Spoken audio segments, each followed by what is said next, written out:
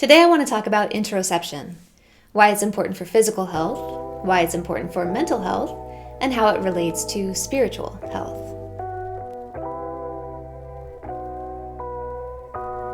We use the term interoception to refer to feelings in the body, from internal organs and tissues, the hormones in your blood, your immune system, the trillions of microbes running the show in your gut.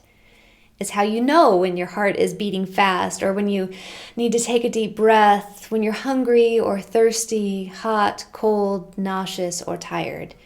Interoception is feeling what's happening on the inside. Some of the signals you're consciously aware of, and some signals to the brain are outside of conscious awareness. Perhaps it's obvious why it's so important for physical health. It keeps you alive. Interoception signals when there's a problem, that you're sick or tired or need food to sustain you. It also tells you when things are working well. It feels good in your body when you are healthy and rested and well-nourished. When you are exercising, it's how you know that you have more to give, when you're reaching your limits or when you're at risk of injury. Interoception is how you feel that your heart is beating and your lungs are burning and you feel damn good at your best. Good physical health depends on good interoception, and good mental health depends on good interoception. The scientific community now recognizes that interoception plays a central role in cognitive and emotional processes, memory, decision-making, emotional regulation, social interactions, one's sense of self, and even consciousness itself. When you feel good in your heart, you are literally feeling good in your body. When you meet someone new or have a decision to make and you listen to your gut, or when you're socially uncomfortable, you're literally feeling it in your body. We also know that interoceptive dysfunction, meaning less sensitivity to what's happening in your body, can contribute to impairments in social, cognitive, behavioral, affective, and somatic processes associated with some psychopathologies, such as anxiety, depression, addiction, eating disorders, and PTSD. Not being able to feel what's happening in your body messes with your head. So let's talk about the causes of interoceptive dysfunction and what can be done about it. It seems there's something of a sweet spot to how sensitive we want to be to the sensations we're feeling in our bodies.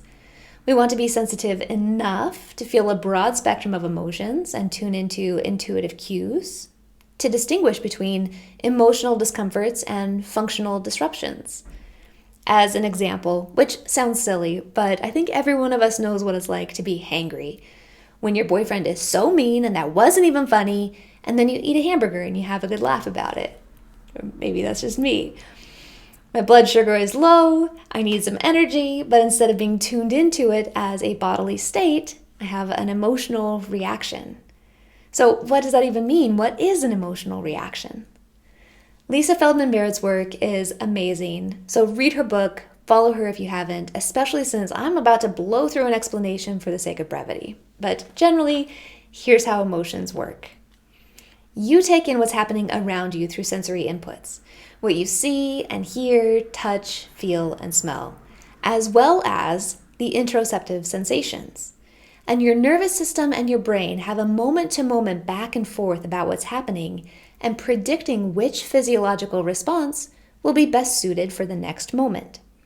Your nervous system is managing the subconscious responses in the body, telling which organs to kick into high gear, like making your heart race, or doing things like putting your digestion on hold while you deal with that stress. Also, which hormonal cascades it needs to kick off, and which senses should be dulled versus the ones that should become more acute. The combination of the presence of particular hormones and neuromodulators, plus the combination of what your organs are doing, which ones are relaxed versus the ones that are on full blast, makes up a particular recipe, a body cocktail, if you will, that you then read in combination with the situation and label as a particular emotion category based on past experience. So, as an example, my body cocktail is revved up. My palms are sweaty, I'm fidgety, because I'm about to play a sport that I'm well prepared for. I've been here before. I read this as excitement. Versus reading, like the exact same body cocktail as stage fright before speaking in front of a group. So we have a sense of our feelings in broad strokes without having to process all of the micro adjustments and chemistry across all of our body systems during each progressive body cocktail recipe. We shorthand what we need to know and make useful by calling them emotions. How we feel is directly tied to how we respond to different situations. Your nervous system is constantly learning which body cocktails to mix up for the next moment based on what seems to have worked in the past. It is a great learner. Unfortunately, trauma is a great teacher. Whether it's big T trauma, referring to acute life-threatening events, or little t trauma of living in high-stress environments where you might be physically or even socially unsafe, your nervous system tends toward responses that have worked to keep the organism, you, alive in the past.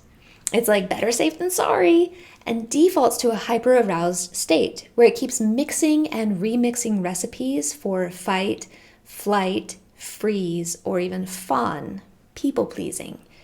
The cocktails that helped you to survive through that difficult situation before. This response is super effective in the short term, but it can be detrimental in the long term, to the point of dysfunction. In his landmark book, The Body Keeps the Score, Dr. Bessel van der Kolk frames trauma as the disease of not being able to feel what we feel or know what we know. Not knowing refers to blocking out memories, as happens in PTSD. Remember, memory is also tied to interoception. And not feeling is the desensitization and avoidance of interoceptive information. As a result of trauma, we can become less sensitive to variations in the body cocktail. What's happening in the body, whether it's physical or emotional, is too painful to cope. So one thing that may be happening is that the nervous system and brain are working together to buffer sensitivity to help get you through. This is often unconscious, but we can even blunt our feelings on purpose. We can decide not to feel how we feel, and we can shove them down and ignore our feelings. And over time, if this is our coping mechanism over and over and over again, this has negative effects, both physically and mentally. One outcome is that we might lose the ability to discern what we're feeling and might just process pain. And remember that sweet spot? We need to be sensitive enough to be able to respond, make good decisions, and take effective action, but not so sensitive that we're vulnerable or that internal disturbances cause us to fly off the handle. So trauma can cause dysfunction that results in both hyposensitivity and hypersensitivity to our feelings and pain, taking us out of that sweet spot. Hyposensitivity is when receptivity and feedback loops from the nervous system are dampened, so we become less sensitive to what's happening in our bodies. We can ignore pain and bury feelings and not feel them head on. We might feel depressed, though, a sense of hopelessness or even numbness. It can become harder to feel nuances between emotions or harder to distinguish between emotions and physiological changes, like I mentioned before about being hangry. In the 90s, I'd watch daytime talk shows like Maury, and these women would be on saying, "I had a baby and never knew I was pregnant." And I was super judgy, like, how could you go an entire pregnancy and not even know? But we were just a long way from understanding how trauma can affect the ability to feel what's happening in the body, even if those changes are as significant as gestating another life. Hypersensitivity can manifest in feeling pain or getting triggered from a soft touch or having big volatile emotions. We get overwhelmed, and instead of meeting the demands of life's challenges, we stay wound up in fight or flight. We're more likely to have anxiety, brain fog, disorganized thoughts, racing heart, and chronic pain. Okay, so big T and little t trauma can make us hypervigilant and continue mixing up body cocktails that help us to survive in the short term, but become dysfunctional when the danger has passed, when those recipes no longer serve us, and yet we're unable to switch back into a parasympathetic state where body functioning supports long-term survival, health, and longevity. The dysfunction is in maintaining the body cocktails, hormone mixes, and organ functioning that is not conducive to long-term health. We're maintaining suboptimal conditions for immune, metabolic, and cellular functioning. But the dysfunction is also more mechanical than that. I've been talking about the nervous system more broadly, but the star of this show is the vagus nerve, the 10th cranial nerve that serves as the communication superhighway between the body and the brain. It has 3 main branches: the dorsal, sympathetic, and ventral vagal nerves connecting to different organs and parts of the body, including the gut, the lungs and heart, and face.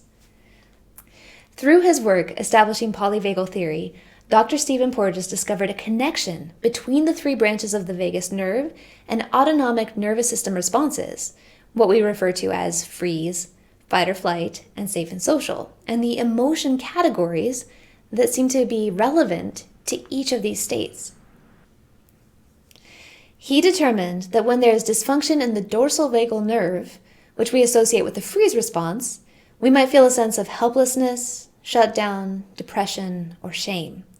Where dysfunction in the sympathetic branch causes sensations that we associate with worry, concern, irritation, frustration, fear, or rage. The dysfunctional inability to readily switch back into safe and social is why we get stuck in these emotional patterns rather than switching to the positive emotions of the ventral vagal branch. When your nervous system learns to stay in hyper-aroused activation of the dorsal and sympathetic branches, it may be training, or detraining rather, the vagus nerve to be dysfunctionally inflexible, less able to switch back into a relaxed state. The ability to switch from a sympathetic to parasympathetic state varies from person to person. How quickly you switch from aroused in fight or flight and back into relaxed, safe, and social is really individual. Changing the body cocktail from one recipe to another depends on how well the vagus nerve functions. We use the term vagal tone to describe the ability to make the switch and downregulate. Lower vagal tone means the body will stay in an activated state, even after the stressful experience ends. Higher vagal tone means the body can return to a calm state quickly after the external circumstances change and safety is restored. Higher vagal tone does not mean a person will be less activated by stressful events, but that they will recover more easily once they're safe again. We can indirectly measure vagal tone through something called heart rate variability, or HRV. More accurately, HRV is a measure of parasympathetic nervous system control over heart rate. HRV measures the variation in time between each heartbeat. The fluctuations are undetectable without specialized devices, and it's tied to each breath. Inhaling is tied to the sympathetic nervous system and causes the heart rate to speed up, while exhaling is tied to the parasympathetic nervous system and causes the heart rate to slow. When you have high vagal tone, the fluctuations in heart rate mirror effective functioning of the switch into parasympathetic. But poor HRV means the heart rate and breath are out of sync. The vagus nerve doesn't relax with a parasympathetic exhale. This may be the mechanism that causes interoceptive buffering, but researching the physiological and biochemical changes behind it is still in its infancy. Since there's also correlation between interoceptive buffering and metabolic dysfunction, the mechanism may actually be at the cellular level. So there's a dietary trauma hypothesis that we could discuss as well. I'll link to a separate video for that. It's tricky because we can't ethically test either by inducing trauma or inducing metabolic disease and measuring HRV and vagal tone before and after. But what we do know is that there is a correlation between low vagal tone, HRV, and buffering. Okay, what may matter more than any of the cause is what to do about the effect. Is there a way to increase vagal tone, downregulate more readily in safe environments, and increase interoceptive sensitivity? There seems to be. It takes 2 things: remove the trauma and practice. First, we have to stop the trauma that's causing the problem. Spend time in safe social environments. Train your nervous system to know when it's safe. Ritual is really good for that. I'll circle back on ritual in a separate video. Fix and remove the relationships that are toxic or harmful. Set healthy boundaries and be part of a socially safe community. In removing trauma, I think we have to include dietary trauma because of the metabolic correlation. Avoid insulin-spiking foods, limit alcohol, pass on highly processed foods. They all mess with your body cocktails in negative ways. Nutritional psychology is a growing field as we better understand the connection between the nervous system, cellular functioning, hormones, and the gut microbiome, which again, we can sense interoceptively. The foods you put into your body have a profound effect on its functioning, including how your body feels and how well you feel it. Once trauma is out of the way, it's just a matter of practice. This is the whole point of this video, the value of practiced interoception. Good mental health depends on good interoception, so therapists are increasingly recommending activities and practices that focus attention on improving it. Let me give you a few examples. Mindfulness is all the hotness in therapy right now, as practitioners encourage patients to become objectively aware of moment-to-moment sensory inputs. So we have things like acceptance and commitment therapy, ACT, where mindfulness plays a central role. And there's mindful awareness and body-oriented therapy, MABT, and mindful-based art therapy, MBAT, and cognitive behavioral therapy, CBT, among a million other variations. You cannot find a good book on mental health these days that doesn't advocate for mindfulness. Number 2, meditation. Clearing the mind of its meandering thoughts and focusing attention inward. It helps to focus on breath, maintaining concentration on feeling the lungs and the diaphragm and the movement of air.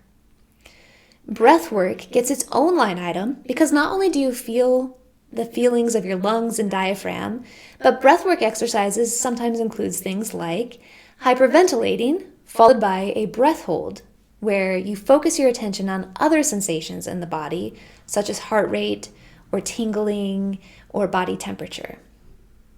There's also a meditation practice called body scanning, in which you focus your attention on each part of the body, starting from the very tips of your toes and feeling how they feel, and slowly working your way upward, noticing how each part of the body feels.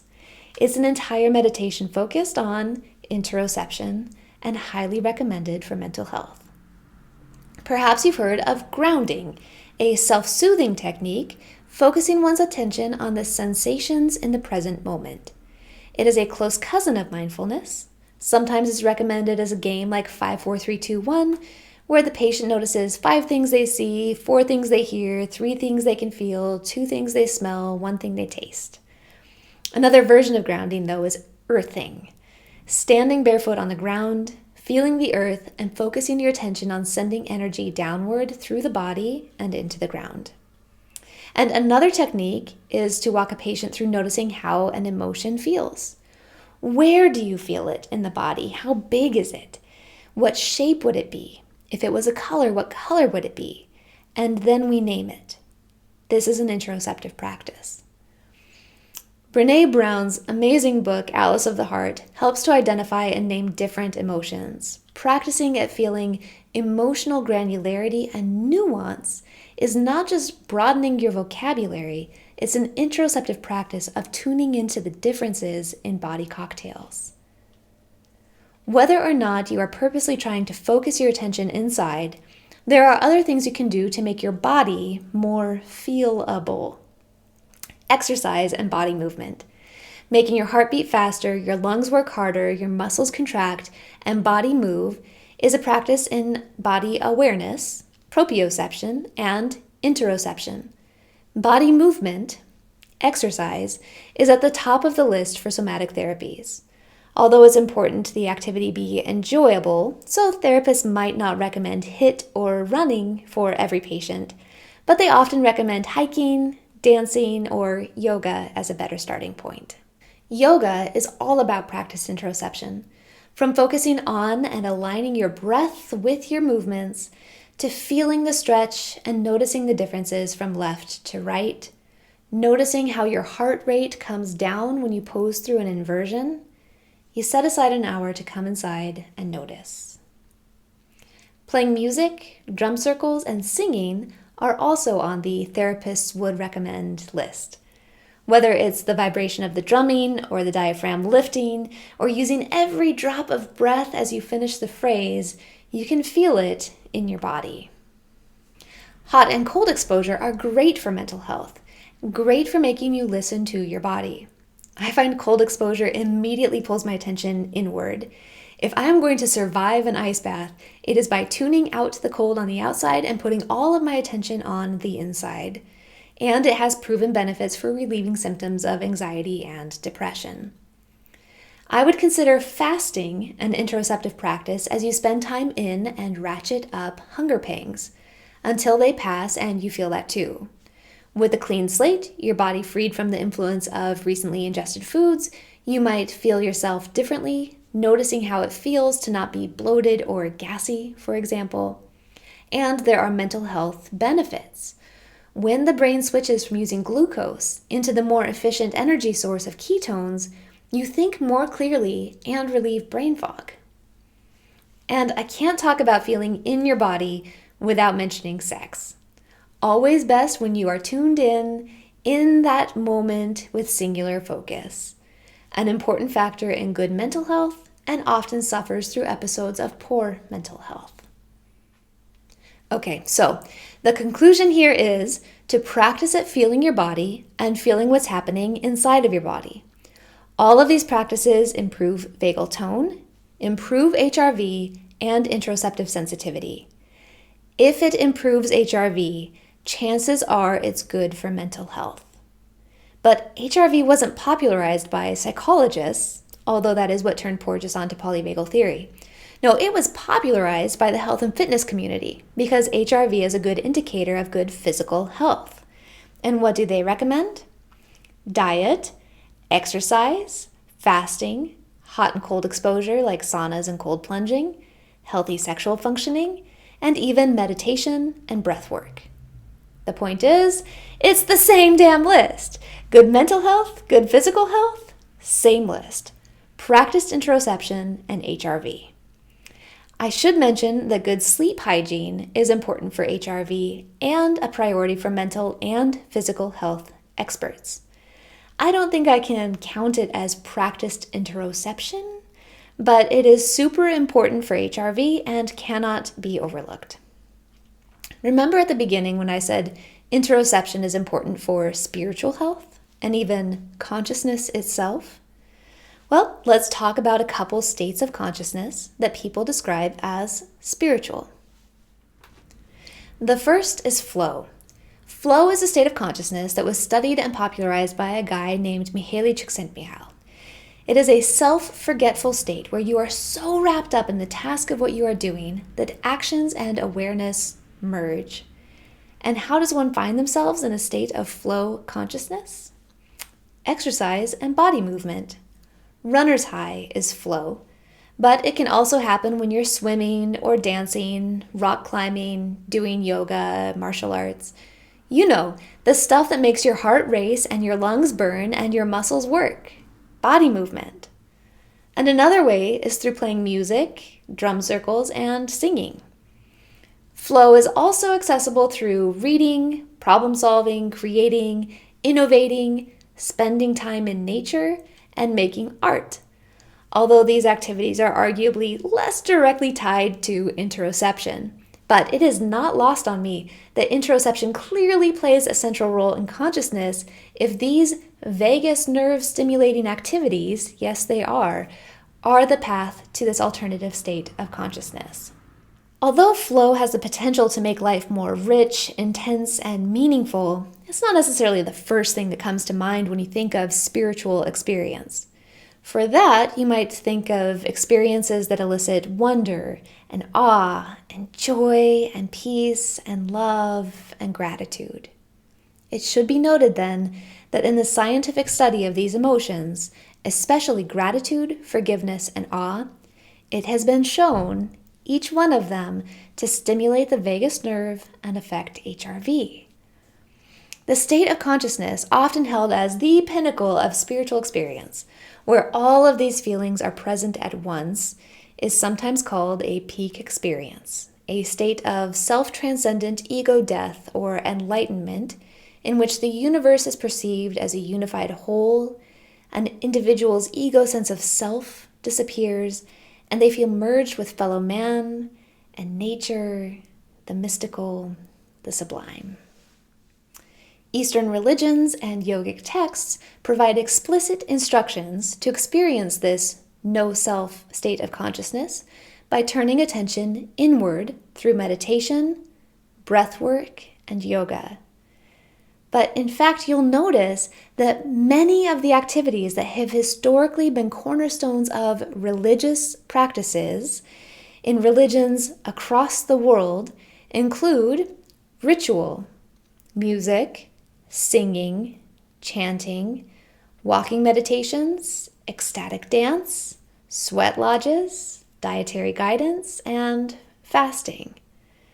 Sex can be a transcendent experience and has also played an important role in many religions around the world.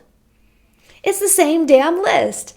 For every one of these practices that we've discussed for physical health or psychological well-being, there are countless accounts of spiritual experiences arising, creating a sense of uplift and awe. If interoception is playing such a central role in religious practices, perhaps it's a key ingredient in spiritual health. Growing up with religion, the concept of your body is a temple was always taught to me to be about sexual purity. Keep your body clean and sexually pure. And then I read the Yoga Sutras of Patanjali, and it says, your body is a temple because you must come inside to feel God. And that made a lot more sense to me. That was in keeping with my experience. As an atheist, agnostic, I don't like titles, but I'm not advocating for the rightness or wrongness of any religion or particular conception of God. But what I am saying is that perhaps our ancestral spiritual practices were onto something that science is just now catching up to. You might think that the path to spiritual transcendence is away from the body, that heaven is above us, transcendence is outside of us. But the path to transcendence is an interoceptive process of turning your focus inward, from the exterior to the interior, from the interior to the superior. Or as the Buddha said, the way is not in the sky, the way is in the heart. Maharishi Mahesh Yogi said, enlightenment is the normal, natural state of health for the body and mind. It results from the full development of consciousness and depends on the perfect and harmonious functioning of every part of the body, all the body cocktails, and nervous system through the vagus nerve. This is life free from suffering, life lived in its full stature and significance. Spiritual experience then calls us to put the body and nervous system into a state of health. Interoception and HRV has provided us with a roadmap for flourishing in mind, body, and spirit. Harmonious functioning of the body and nervous system requires good vagal tone. And the things that improve vagal tone are also the activities that humans have made spiritual practices for millennia. So, practice interoception because you are trying to improve physical health and HRV. Or practice interoception for better emotional regulation and mental health. Or practice interoception on a spiritual journey from the interior to the superior. Live and feel fully in your body because that is the only place life can be lived in its full stature and significance. And that feels good. It literally feels good in your body. My hope for you is that you feel good in your body. And the more things you do to feel it, the better it will feel. To keep my videos short-ish, I have to do a flyby on each of these different topics. So the longer I go, the more videos I can create, the deeper dive I'll be able to take into each of these different topics. So if you're game to stick with me and you want to follow along as each video comes out, be sure to like and subscribe. Thanks for watching.